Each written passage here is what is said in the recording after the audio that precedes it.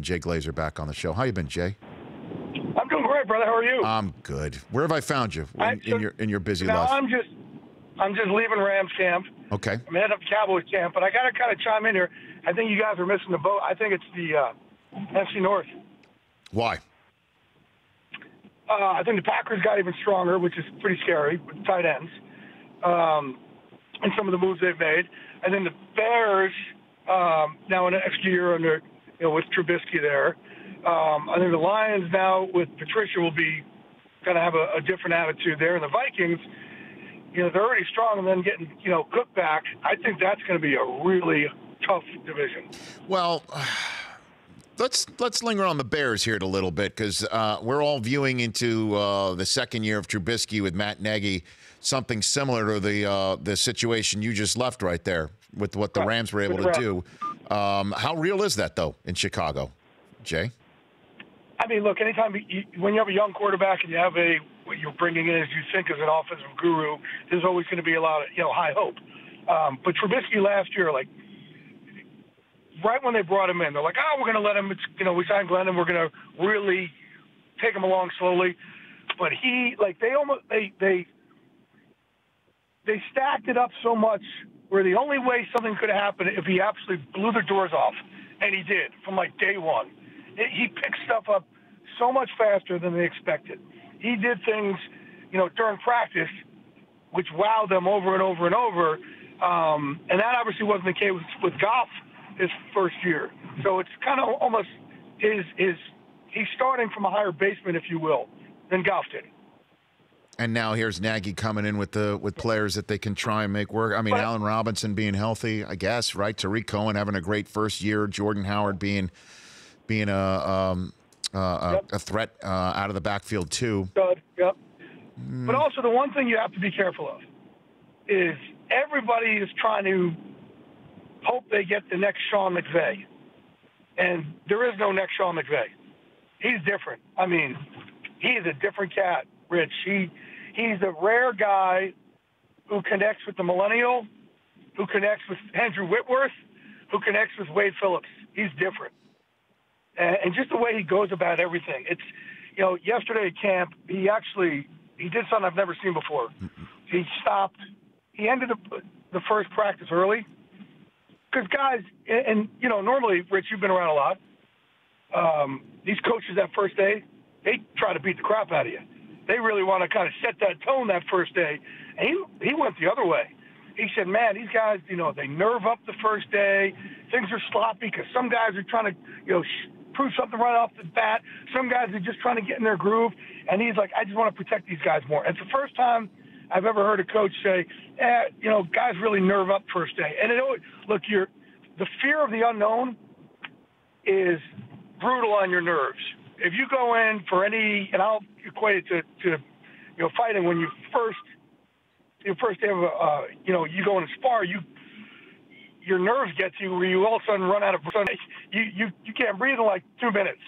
And if you go do the same thing the next day, you'll be fine for 10 minutes. So he just sees things differently than I've seen in a long time. Well, there's no doubt that the ceiling and the expectation level is tremendous for the Rams this year, and they have the personnel and the coach. I love McVay too. I'm with you, Jay. Les Snead, the whole situation, Wade Phillips being in charge of the defense, top to bottom, Aaron Donald being there could put him over the top. What is going on there? And the concept that he's not going to play another down under his current contract means that there's a deadline coming real soon, real fast. What's going on there, Jay? We've seen these happen over and over and over again. I just think they're so far apart right now, but they always work themselves out, don't they? Well, you always got to warn people too. Look, you're going to get in a public spat. It's going to be bad, but you got to remember, at one point, you're going to be married again. So it's you can't sit there. You can't sit there and do the whole thing of, it's like when you break up with a girl and all of a sudden all your friends tell you how much they hate the girl, and then you get back with her, and you're like, oh no. All your friends are like, oh, now we're out of the circle of trust. Just saying that you'll get back.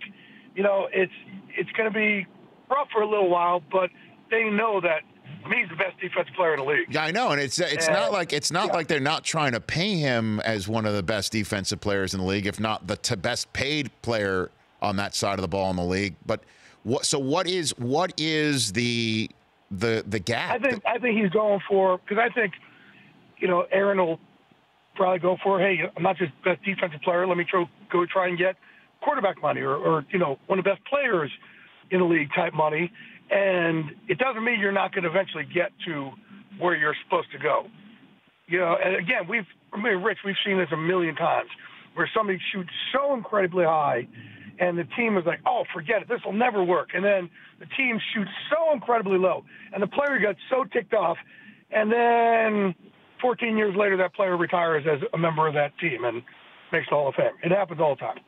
Jay Glazer here, making his way from Rams camp to Cowboys camp. What do you think you're going to see when you get to Cowboys camp, Jay?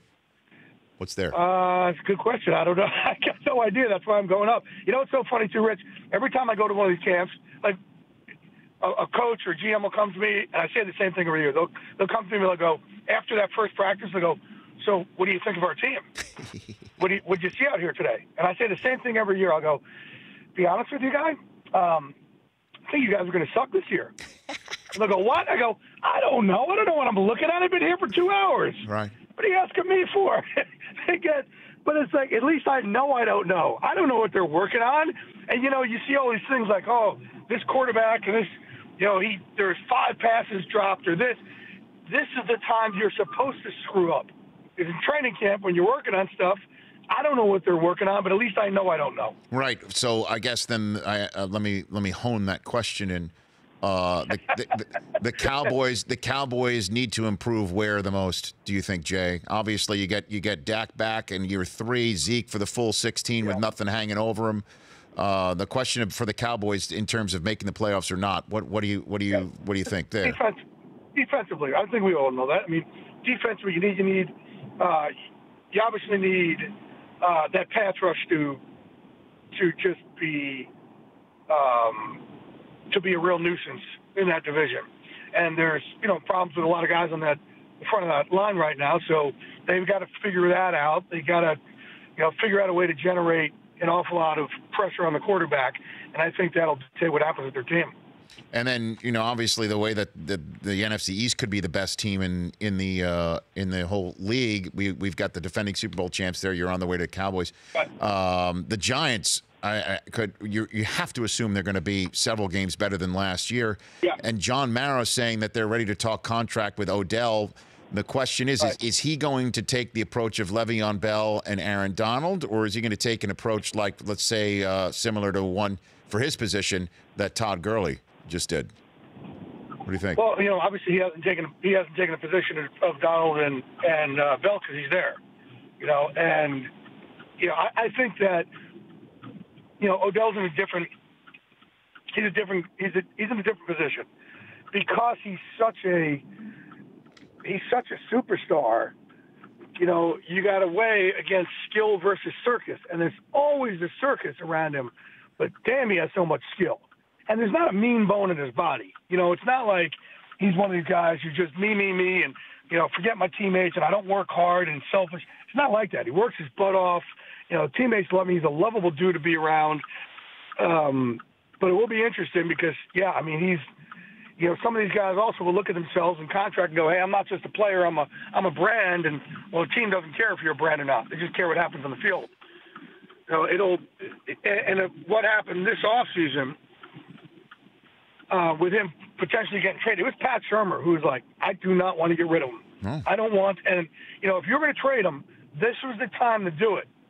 When, they were in an impasse, just the way his contract was, this was the time to do it. And Pat, from day one, did not want to do it.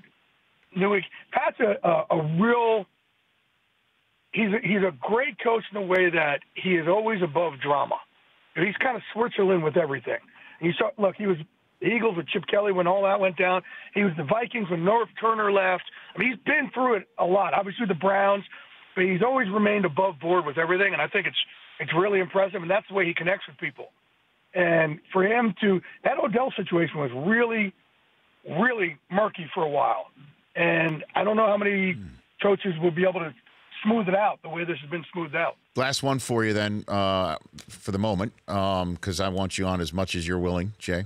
And I know you're willing. Of course. Is that I'm not going to ask you for that breakout star this year, like who's the Kareem Hunt or Kamara or whatever. I want to know from last year who's going to take that big step. One of those kids that did well last year that you think is poised to just go through the roof. I think Cook from Minnesota. Oh man, he's different, man. He is a game breaker. Is he back healthy? You think? Yeah. I think he'll be good. Yeah. I mean, ACLs just aren't like they used to be. So I just think if they can get him there and he has confidence in it, he's a difference maker. You want to ask Jay Glazer the poll question? You want to go music with Jay? Yeah, let's do it. Okay, all right, Glaze, what's the best original movie soundtrack?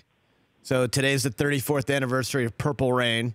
So that's on there with Saturday Night Fever, 8 Mile, Frozen, and Top Gun. Who put Frozen in there? Rich, did you put Frozen in there? Okay. Do not. Hey, I did not. I did not. Rich. I didn't. But Frozen is. I mean, I'll pound the table for Frozen, but I did not put them in there. I'm going to have to vote for Moana just because of my political allegiances. Moana, by the way, is a great Lin-Manuel Miranda soundtrack. Agreed. But who would you take right there? Best set? No, see, this is going to be obscure, so I can't say this. Oh man,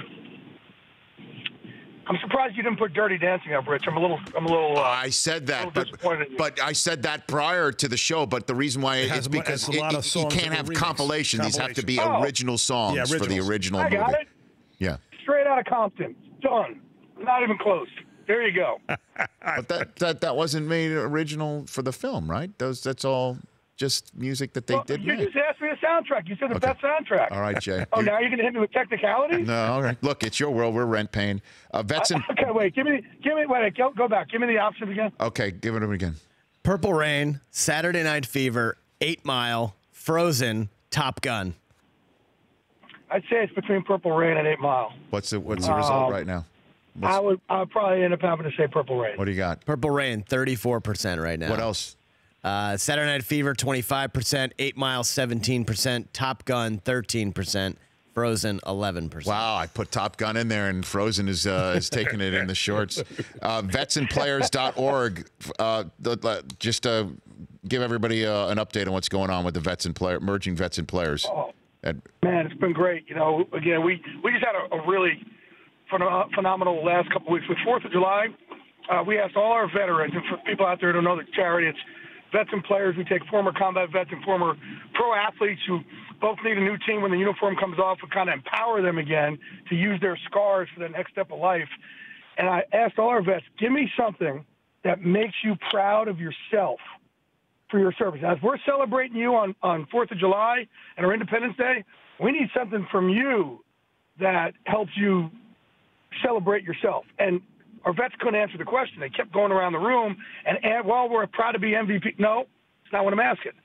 Give me something that makes you proud of your service. And then we kind of realized, and our guys started talking, well, that's, I think, a part of our issue is that we're ingrained not to have individuality. So I am in that room, our veterans, we're now trying to help other veterans gain their individuality, like be proud of something from your service and celebrate yourself so then you can use your time in our military to empower yourself through the transition for the rest of your life. Be proud of your scars. And once they started doing this, Rich, there were guys who were like in our room saying, we were so proud. I helped rescue American POWs. And somebody else, Nate Boyer, said, I was proud that I went back in after my time was up to take the place of somebody who may have had a family, a wife and kids. Somebody else there saying that we were proud that we protected the first ever democratic election in Iraq and went off without a hitch. And somebody else saying that there were these girls and little kids in Baghdad who just were like helping them throughout the streets, but had nothing, had no shoes, nothing, and they together came around and washed these kids' feet and got them sandals for the first time. Like, we're proud we could do things like this humanitarian-wise. And, man, whoever you are out there, and we're trying to start the message within our doors, but really spread the message strongly. If you have served for your country, if you've done anything, you find something that you could be proud of. I don't care what it is. Find something you'd be proud of to move forward and use that in your next step of life, because you are worth it. You are too, brother. Thanks for calling in. Stop by here. You were on your way up. You're going to pass by our studio, so if you want, just I should. I should go pick up my autographed copy of Frozen from you. That's it. You got it, Jay. Anything for you. Love you, buddy. Thanks. Same to you. It's Jay Glazer at JayGlazer, vetsandplayers.org. The Rich Eisen Show, weekdays at noon Eastern on Audience.